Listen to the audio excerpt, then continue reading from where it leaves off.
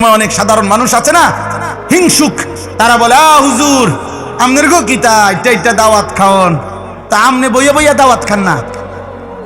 আমি যেন এটা দাওয়াত খাইলে অসুবিধা হয় আমনের, তা আমনে বইসা দাওয়াত কেমনে খান? আমনে একটা সিস্টেম বলে দেন, সব মানুষের বলে দেন যে হুজুরের বাইর থাকবো, সারা বাংলাদেশের দাওয়াত সব হুজুরের বাইর দিয়ে আইবেন। আমনে সিস্টেম করে দিলে আমার অসুবিধা কি? আর আপনারা কেন দাওয়াত দেয় না? এটা আমার অপরাধ কি? কথা বলে না কেন? আপনি চা দোকানে বসে বসে বিড়ি খান, হ্যাঁ, আপনার শরীরে বিড়ির দুর্গন্ধে কাছে যাওয়া যায় না, আপনার কিত্ত মানুষে দাওয়াত দিত? হ্যাঁ, আপনার কাছ থেকে আখিরাত তো মিলবে না, আপনার কাছ থেকে তো বিড়ির দুর্গন্ধ মিলবে। আপনি গপ মারেন বইয়া বইয়া, ফতুয়া দেয় চা দোকানে বসে।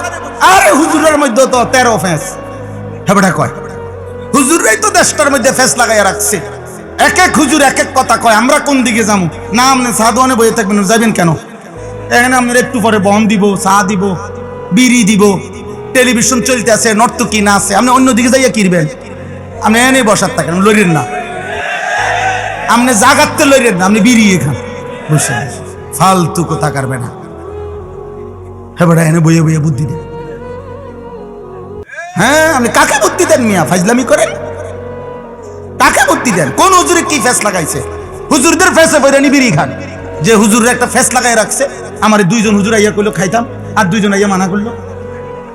আমগো ফেসে নিয়ে আপনি সুদ খান, আপনি যাই যে 30 বছর কিস্তি নিলেন, সুদ খান, আমরা হুজুরকে ফেসে পইরা। হ্যাঁ, কথা বলেন না কেন? একটা সুদখোর বলুক, একটা কিস্তিখোর বলুক, বেটা আমরাই ফেস লাগাইছি বেটা, তাইলে আপনি সুদ খান কেন? আপনি কিস্তি নেন কেন? বলেন মিয়া। একজন, আমি তো চ্যালেঞ্জ করে বলছি মিয়া, কেউ রাগ হইলে হোক বেটা, একটা বাবা যে তার ছেলেকে প্রতিষ্ঠিত করতে গিয়ে হয় চাকরি, নয় ব্যবসা, নয় বিদেশ আপনি করতে গিয়ে যারা আপনারা 5 লাখ টাকা 12 লাখ টাকা সুদে নিলেন, কিস্তিতে নিলেন, যে হুজুর 12 লাখ টাকা সুদে কিস্তিতে নিয়া ফোলা বিদেশ পাঠাইছি, বাজারে দোকান নিয়ে দিছি, চাকরি লইয়া দিছি, তাইলে আল্লাহকে সাক্ষী রেখে আজকের এই হাজার মানুষ, অসংখ্য অগণিত মানুষের এই ভরা মজমায় এখানে দাঁড়াইয়া আপনি মাইকটা হাতে নিয়ে বলেন যে আমি 12 লক্ষ টাকা সুদ নিছি, কিস্তি নিছি, জিফুতের লাইগা জীবনভর ওজনে কম দিয়া মিথ্যা বলে বাটফারি করে টাকা রোজগার করে এই বিল্ডিং বাড়ি জায়গা জমি করছি জিফুতের জন্য, এই আশায় যে আল্লাহ যেন আমারে আখিরাতে জাহান্নাম থেকে মুক্তি দেয়, আল্লাহ যেন ফুল আগুনের উসিলায়, জিফুত বউ বাচ্চার উসিলায় যেন আল্লাহ জান্নাত দেয়, এই আশায় আপনি এত মিথ্যা বাটফারি সিটারি করছেন। এটাই উদ্দেশ্য কিনা? এনাই এখন আসে এনে ছবি উঠে আছে, এই মুরব্বী আইন না কেন? এনাই এখন এটা ভিডিও হইব। হ্যাঁ, তো গপ মারেন কেন? গপ মারেন কেন? হ্যাঁ, জীবন মানে শুধু বিল্ডিং? জিন্দিগি মানে বিল্ডিং? জিন্দিগি মানে 30 শতক জমি? কি বলতে চান? 3 ফুট বিদেশ তো কিসে? 3 ফুট বিদেশ, ছেলেটা ইটালি থাকে তো কিসে? ইটালি তো বহুত মানুষ জন্মও নিছে। হ্যাঁ, আপনার ফুট তো 28 বছর বয়সে না গেছে ইটালি, যাতে ফইলে তো ইটালি। হ্যাঁ, যাতে জন্ম ইটালি, যার 14 গোষ্ঠী ইটালি, তে তো আরো বড় কপাল। আমনের যদি ফুট ইউরোপ থাকাতে আমনের কপাল এত বড়, ভাগ্য আমনের কপাল। তাইলে যার বাপ দাদা জন্মসূত্রে ইটালি, ইউরোপ, তার তো পুরোটাই কপাল। তার নাকও নাই, চোখও নাই, ঠোঁটো নাই, মুখও নাই, পুরোটা কপাল। কপালের কারণে চোখ নাক কান হয়তো অন্য জায়গায়। পাগলামি করেন মিয়া।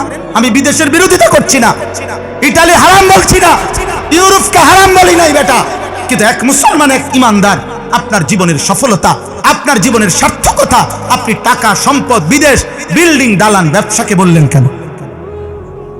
এটা না আমার বলা, এটাকে বলবেন কেন মিয়া?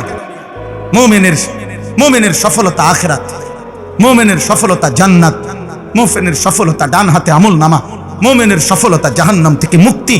আম্মা মান উতিয়া কিতাবাহু বিয়ামিনি, আল্লাহ বলছে যেদিন আমল নামা মুমিনের ডান হাতে দেওয়া হবে, ইমানদার একটা চিৎকার দিবে আর হাসরবাসীকে বলবে হা উমুকরাউ কিতাবিয়া, এই হাসরবাসী দেখো না, দেখো না, আমার নাম জান্নাতীদের মধ্যে উঠছে।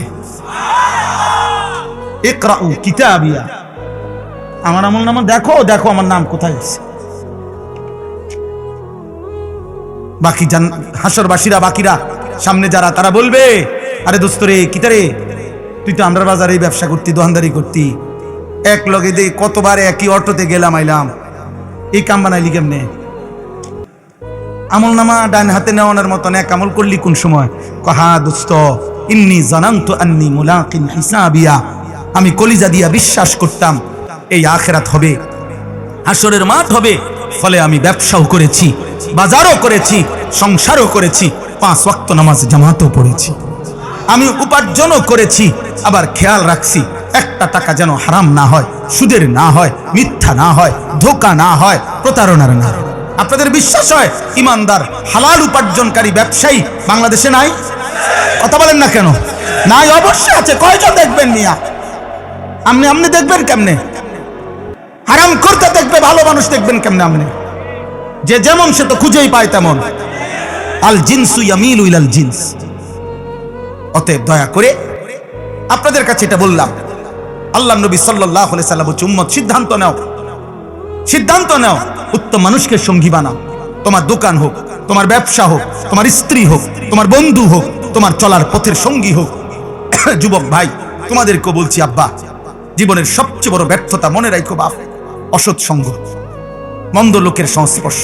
সমবয়সী সহপাঠী যদি চরিত্রহীন হয়, লম্পট হয়, নারী লুবী হয়, জিনা ব্যভিচারের দৃশ্যে অভ্যস্ত হয়, মদ করে, নেশা করে, গাঁজা করে হয়, কোনো মেয়ের সাথে হারাম প্রেম করে, হারাম সম্পর্ক করে, দোস্ত আমার হাত জোড় করে বলি, আব্বা, আমার নওজোয়ান সন্তান, আমার কিশোর ভাই, আমার যুবক ভাই, দোস্ত তোকে বলি ভাই, আমার ওই ছেলেটা তোরে নষ্ট করে দিল।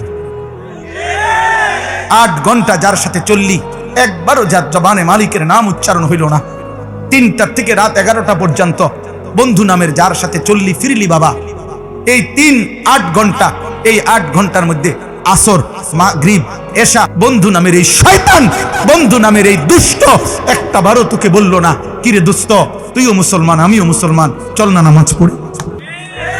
ও কিসের বন্ধু? ও শয়তান। ও কি? শয়তান, শয়তান। আমি বললাম, যদি তাফসীর সুনির্দিষ্ট দলিল দেখতে চান, আমি দলিল দেখাবো। আমার কাছে তাফসীরের মধ্যে স্পষ্ট লেখা আছে, প্রত্যেক ওই ব্যক্তি মানুষকে যে পথভ্রষ্টতার দিকে নিয়ে যায়, তাকেও রূপকার্থে শয়তান বলা যায়। হ্যাঁ, বন্ধু নামের শয়তান, বন্ধু নামের শয়তান। অতএব অসৎ লোক, চরিত্রহীন যুবক, চরিত্রহীন কিশোর, ইমানদার ছেলেরা তোমাদের বন্ধু হইতে পারে না। কোন কাফের বেঈমান বন্ধু হইতে পারে না। ফেসবুকে অগণিত বন্ধু, অচেনা বন্ধু তোমার ফ্রেন্ড হতে পারে না বেটা। কোন ইহুদির বাচ্চা তোর বন্ধু হবে কেন? কোন খ্রিস্টানের বাচ্চা তোর বন্ধু হবে কেন? কোন হিন্দুর বাচ্চা তোর বন্ধু হবে কেন বেটা? কেন বন্ধু হবে?